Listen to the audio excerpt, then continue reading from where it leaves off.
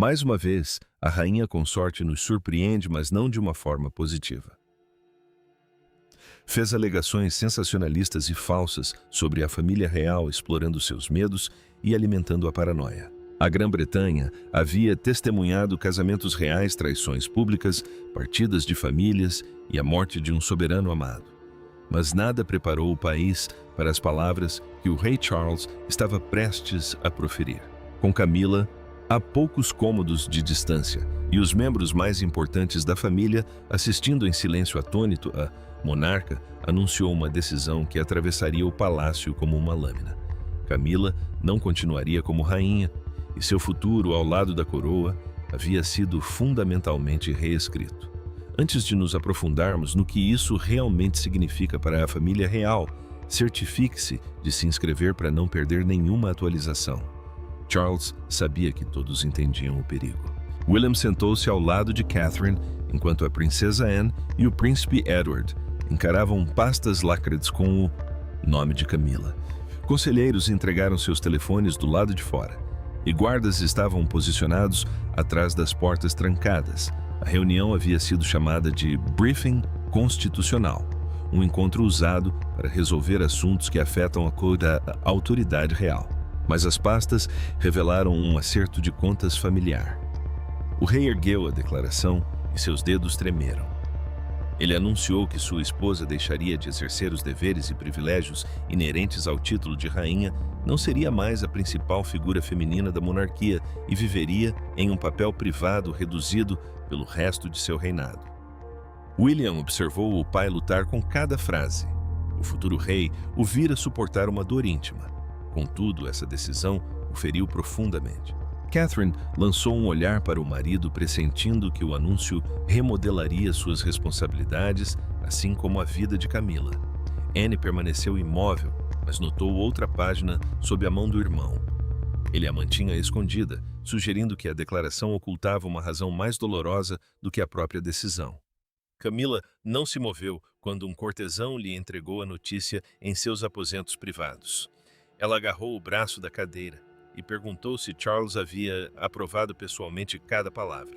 A resposta veio em voz baixa. Sim, havia. A rainha consorte olhou para a porta fechada depois, para o aviso, procurando por palavras que pudessem deixar espaço para o perdão. Não havia nenhuma. A ordem era permanente. Nenhuma revisão fora prometida, nenhuma suspensão temporária oferecida e nenhum caminho de volta à sua antiga posição permanecia. Ela se levantou, pousou o papel e começou a caminhar em direção aos aposentos privados do monarca.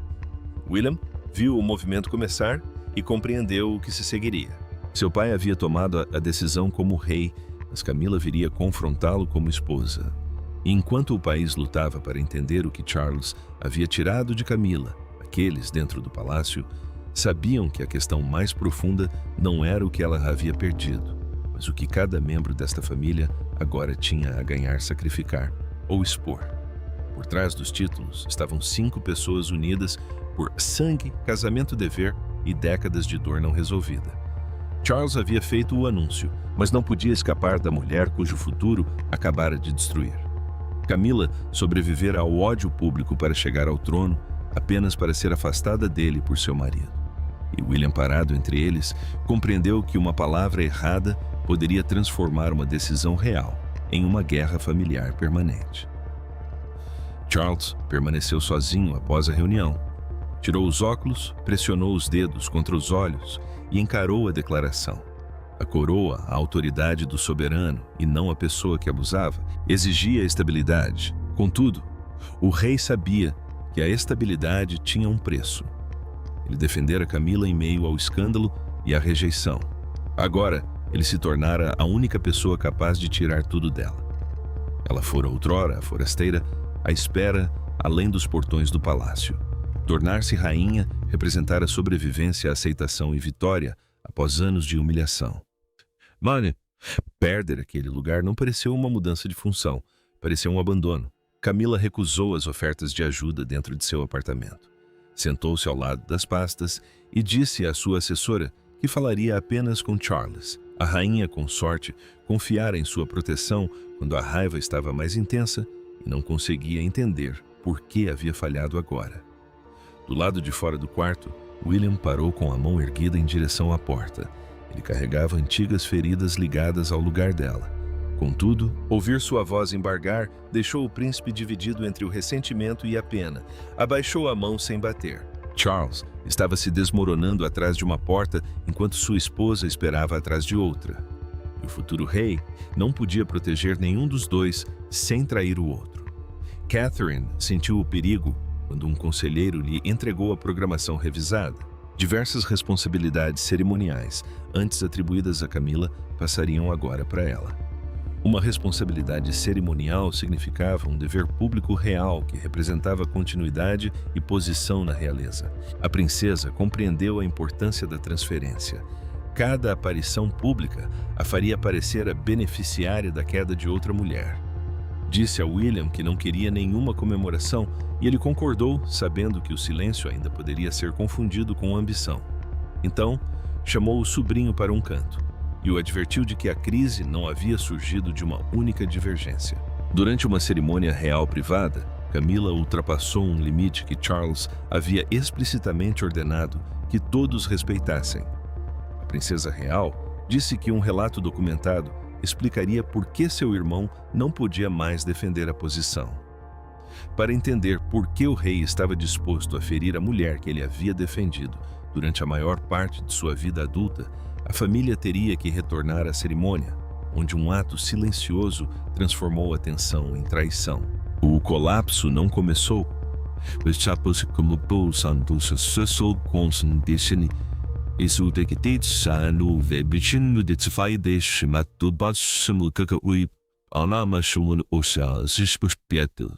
Tudo começou com uma cadeira, um pedido selado e uma cerimônia que nunca teve a intenção de atrair atenção. Apenas alguns membros da realeza estavam presentes quando Camila fez a escolha que mudou tudo. Charles havia dado instruções diretas sobre o futuro da monarquia. Ela entendeu. William entendeu. No entanto, quando chegou o momento decisivo, ela ignorou os desejos do rei e o forçou a confrontar um medo que ele havia enterrado por anos. A tensão já vinha aumentando muito antes de Windsor. Camila pressionava para que figuras leais mantivessem os patrocínios reais, os cargos na Casa Real e as posições próximas ao centro das cerimônias. Um patrocínio real é uma ligação oficial entre um membro da família e uma instituição de caridade ou órgão público. Já a precedência cerimonial define quem se apresenta, entra ou se senta antes de quem. Charles temia que as casas rivais estivessem começando a confundir a autoridade, justamente quando William e Catherine se aproximavam do trono. O rei precisava de uma única linha de comando. Sua esposa temia que a clareza a fizesse desaparecer. Camila tornou esse medo visível durante uma cerimônia fechada de planejamento de investidura no castelo de Windsor. Uma investidura é um evento formal onde o monarca ou outro membro sênior da família real concede honrarias. Charles havia deixado uma instrução escrita e lacrada, reservando a cadeira central para Catherine. No entanto, a rainha consorte a ocupou antes do início da reunião e recusou o pedido de um assessor para que mudasse de lugar. Catherine parou na porta. Ela não disse nada. Camila manteve as duas mãos nos braços da cadeira, forçando todos a entenderem o desafio sem uma única voz alterada. William entrou mais tarde. Viu sua esposa parada ao lado e sentiu a raiva subir. O príncipe acreditava que o ato tinha o objetivo de diminuir seu papel futuro, mas o silêncio de Catherine o alertou para não transformar o insulto em guerra. Charles confrontou Camila em particular após a cerimônia. Ele perguntou por que ela o havia ignorado, e ela respondeu em um relato gravado do palácio que não se tornaria invisível, porque a próxima geração estava impaciente. O rei ouviu mais do que desafio. Ele ouviu um aviso de que seu casamento e sua sucessão agora estavam seguindo rumos opostos. Anne intensificou esse temor ao entregar ao irmão uma pasta documentada mostrando instruções anteriores alteradas, atrasadas ou reinterpretadas por membros da casa de Camila. A princesa real, então, apontou para os cartões de assento substituídos. Alguém havia preparado o desafio antes mesmo de qualquer pessoa entrar. Charles Convocou Camila ao seu gabinete sem a presença de conselheiros, colocou o plano de assentos alterado entre eles e esperou a porta fechar. A disputa em Windsor havia exposto o conflito, mas foi dentro do gabinete trancado do rei, longe de cortesãos e câmeras, que o casamento, o poder e o futuro da coroa finalmente colidiram. Charles não elevou a voz quando Camila entrou no gabinete. E já se tornou um momento ainda mais assustador. O mapa de assentos alterado estava sobre a mesa entre eles. Os nomes riscados carregavam o peso de uma acusação que nenhum dos dois conseguia amenizar. Ela esperava raiva. O que viu em vez disso foi tristeza. Então, o rei fez a pergunta que despojou todos os títulos, todas as defesas e todas as memórias cuidadosamente protegidas. Ela alguma vez tivera a intenção de respeitar o futuro que ele estava tentando construir. Charles queria uma resposta. A mudança em Windsor fora um mal-entendido, um ato de desafio ou parte de um esforço maior para preservar a influência de Camila. O rei a defendera em meio a escândalos, hostilidades e anos de perigo.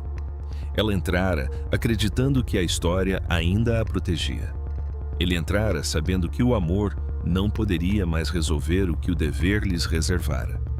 Charles deslizou o mapa de assentos pela mesa e perguntou se ela havia autorizado a remoção do nome de Catherine. O documento registrava quem ocuparia cada posição cerimonial, portanto, cada nome tinha um significado. Camila admitiu que sabia que a cadeira central era destinada a Catherine. A rainha consorte argumentou que renunciar a todos os sinais de antiguidade a deixaria a rainha apenas no nome. Ela lutara por muito tempo para chegar àquele lugar e sentia o futuro escapando por entre os dedos. Charles respondeu com palavras que ela jamais esperaria. O trono disse, ele nunca fora criado para provar o amor deles. O rei.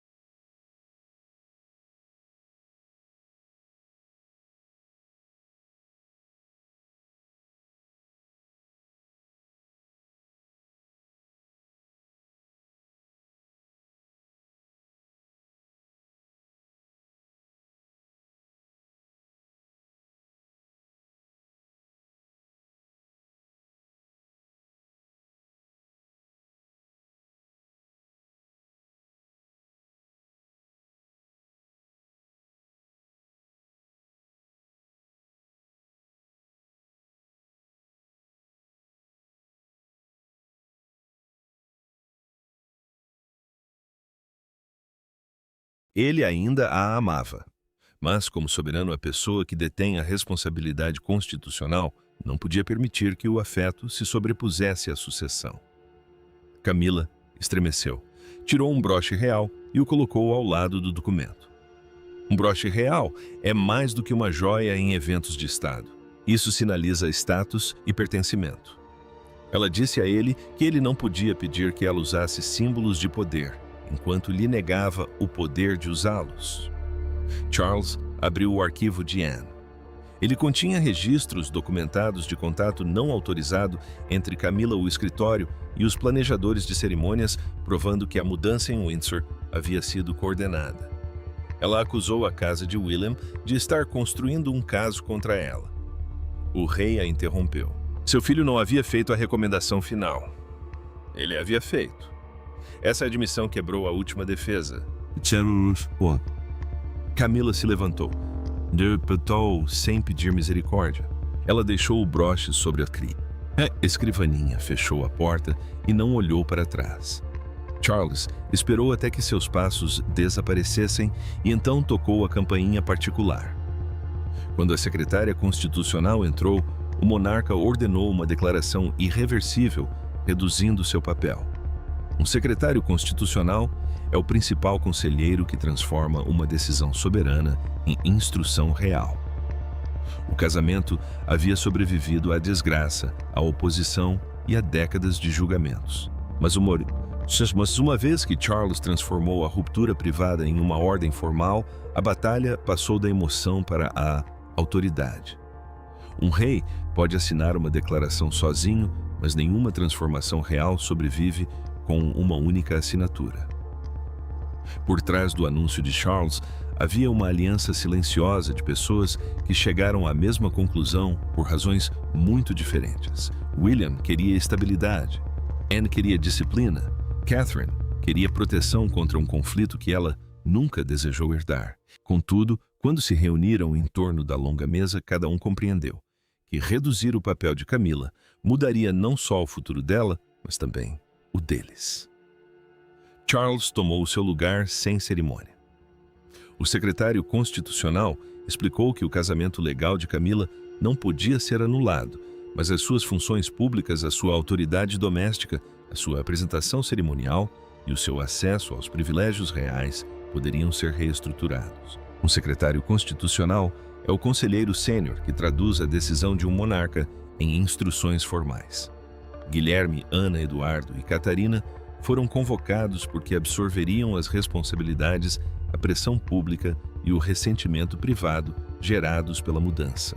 O rei sabia que a decisão não ficaria restrita a uma única casa. Ela redesenharia o equilíbrio da família. Catherine abriu a agenda proposta e ficou imóvel. Seu nome aparecia ao lado das cerimônias que Camila esperava liderar. A princesa compreendeu o perigo imediatamente. Cada nova responsabilidade poderia ser apresentada como prova de que ela havia se beneficiado da humilhação de outra mulher. William inclinou de para frente e insistiu que sua esposa jamais deveria dar a impressão de ter exigido a transferência. O príncipe temia que a simpatia pública por Camila se transformasse em suspeita contra Catherine, prejudicando o futuro que deveriam proteger. Ela concordou, mas seu desconforto aumentou à medida que cada tarefa reatribuída tornava o conflito mais pessoal e se voltava contra Charles, recusando-se a amenizar a verdade. Proteger Camila das consequências, disse ela. Agora enfraqueceria a coroa e destruiria sua credibilidade. A princesa real lembrou ao irmão que a autoridade só sobrevive quando as regras se aplicam àqueles mais próximos do soberano. Ele ouviu sem protestar. Edward permaneceu ao lado deles, sabendo que várias tarefas também lhe caberiam, e seu silêncio confirmou que a aliança não era mais teórica. Os conselheiros, então, revelaram os termos mais severos. Camila, seus compromissos na Casa Real e suas obrigações públicas exigiriam a aprovação do gabinete do soberano, o que significava que a equipe central do rei controlaria o que ela poderia autorizar. Charles assinou uma segunda instrução, impedindo a revogação em caso de doença, pressão ou afastamento temporário.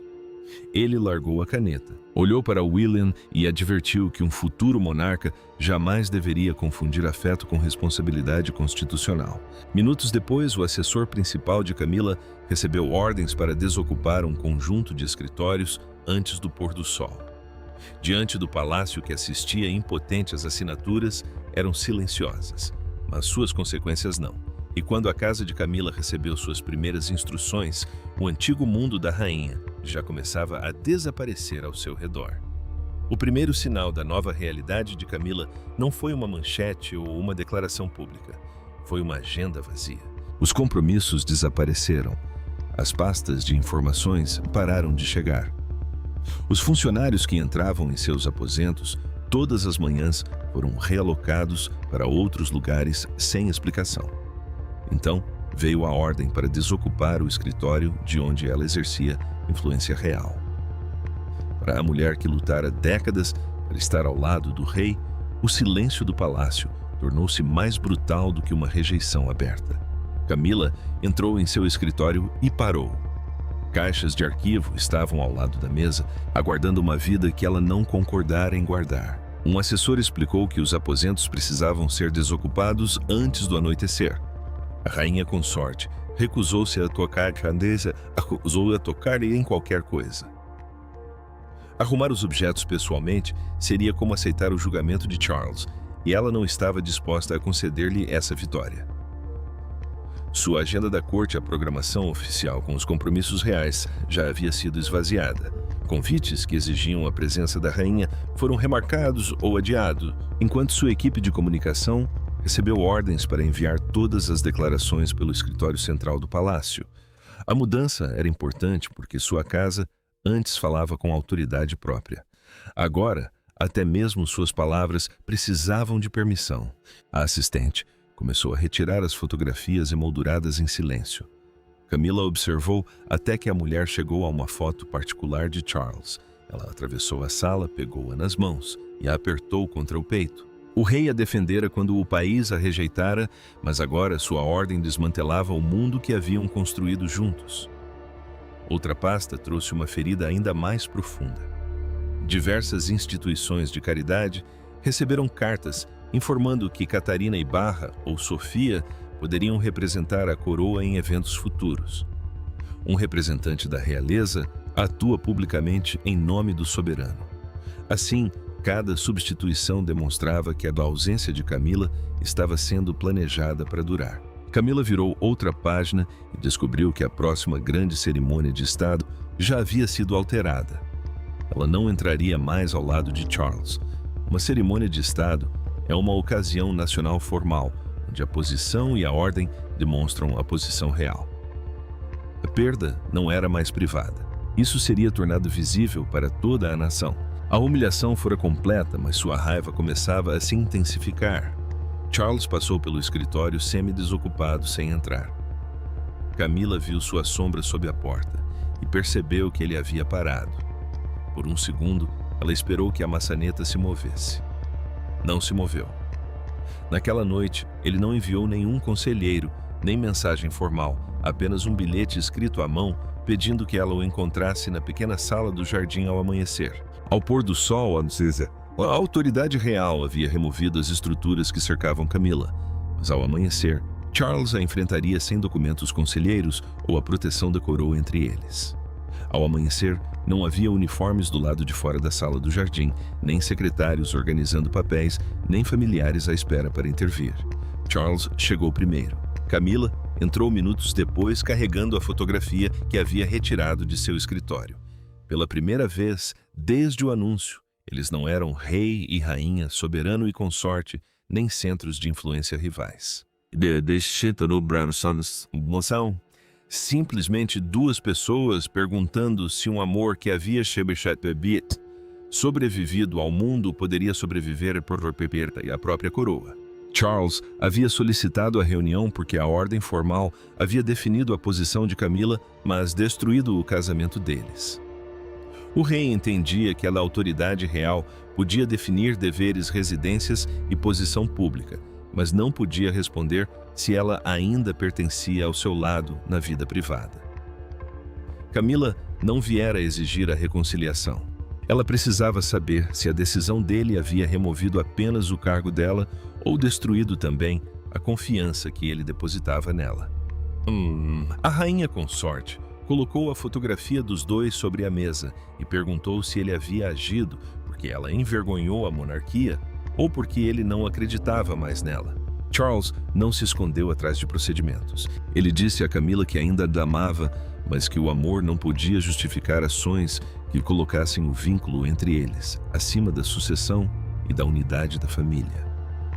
A sucessão é a ordem fixa que decide quem herda o trono, e qualquer contestação a ela corre o risco de transformar uma rivalidade pessoal em instabilidade nacional. Ele explicou que a ascensão de Catarina não era um ataque pessoal, era parte do futuro para o qual a monarquia precisava se preparar. Camila ouviu atentamente e em seguida confessou que o medo havia motivado sua rebeldia. Ela suportara ódio, zombaria e rejeição para conquistar a aceitação, e acreditava que a ascensão de Catarina apagaria cada passo doloroso que a levara até ali. Camila fez a escolha que Charles não esperava. Ela disse que se retiraria da competição cerimonial e deixaria de contestar a futura posição de Catarina.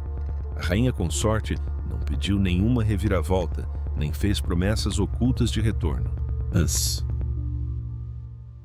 O rei respondeu: não. Os corpos ogasubsen moça cantons ekse indesinen etiske deleganse bedippas potes susudes akutwabs os utigos mai dits ekto ai asituat apuan suavai ma ja kusemba be orlab adis tadike bunedism jet buskusad womu kitlaide da marat sesi bai bam kod mas as de ela continuaria sendo sua esposa. Manteria uma residência privada protegida e preservaria sua dignidade pessoal, mas seu papel público como rainha jamais seria restaurado.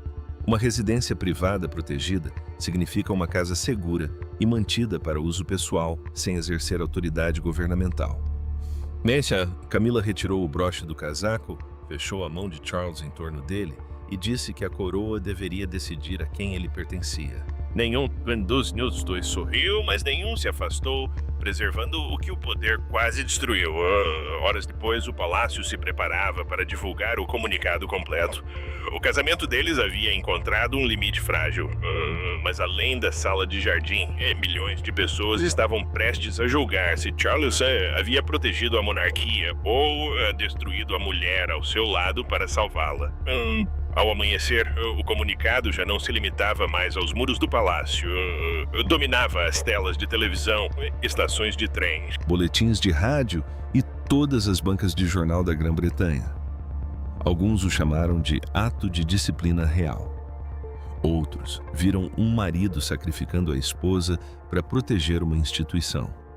No entanto, uma imagem capturou o sentimento nacional com mais força do que qualquer debate. Centenas de pessoas em pé do lado de fora do Palácio de Buckingham, em completo silêncio, enquanto a bandeira era hasteada sobre uma residência transformada da noite para o dia.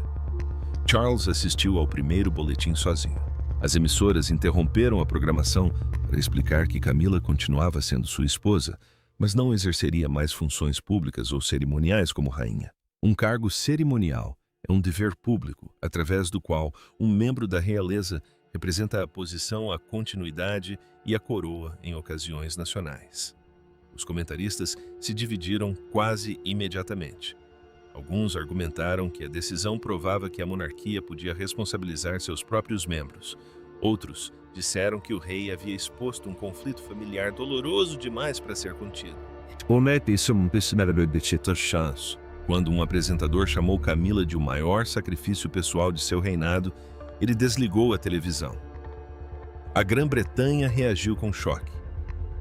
Um importante jornal estampou a foto de uma cadeira cerimonial vazia sob a manchete "A Rainha que se afastou", transformando a ausência na imagem que definia a crise. Do lado de fora do Palácio de Buckingham, a chuva caía sobre uma multidão silenciosa. Uma mulher depositou um pequeno buquê junto aos portões.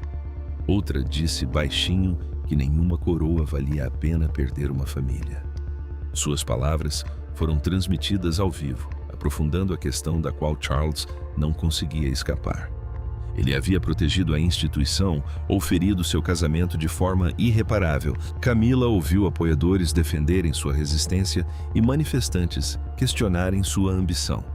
A rainha consorte recusou todos os pedidos de declaração, honrando a promessa que fizera a Charles ao amanhecer.